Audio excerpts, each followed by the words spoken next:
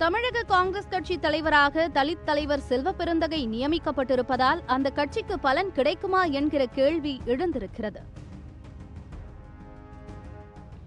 கோணம் 1. தமிழக காங்கிரஸ் தலைவர்களாக கக்கன், மரகதம் சந்திரசேகர், இளைய பெருமாள் என பல்வேறு தலித் தலைவர்கள் நியமிக்கப்பட்டிருக்கின்றனர்.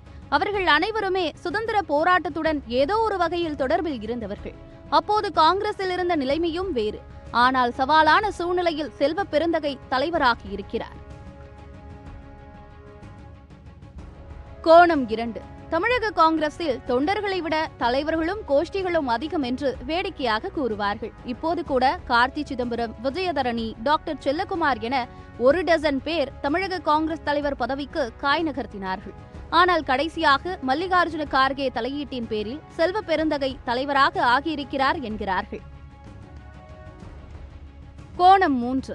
காங்கிரஸ் கமிட்டியின் அகில இந்திய தலைவர் மல்லிகார்ஜுன கார்கேவும் தலித் தலைவர்தான்.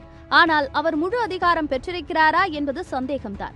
ஒரு அடையாளத்திற்காகவே அவர் தலைவராக்கப்பட்டிருக்கிறார். அதே அடையாள தலைவராகவே செல்வ பெருந்தகையும் இருப்பார் என்கிறார்கள் மூத்த பத்திரிகையாளர்கள்.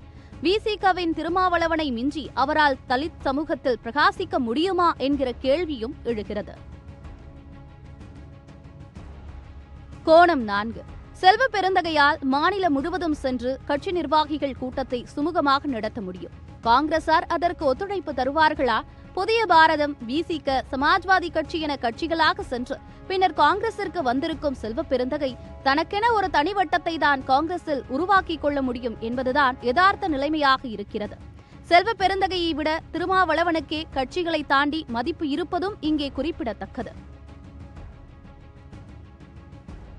கோணம் 5. இத்தனை அரசியல் சூழல்களுக்கு மத்தியிலும் தமிழக காங்கிரஸ் கட்சி தலைவராக தேர்ந்தெடுக்கப்பட்டுள்ள செல்வ பெருந்தகை தொடர்ந்து தாக்குப்பிடிப்பாரா என்கிற கேள்வி அரசியல் ஆர்வலர்கள் மத்தியில் எழுந்துள்ளது.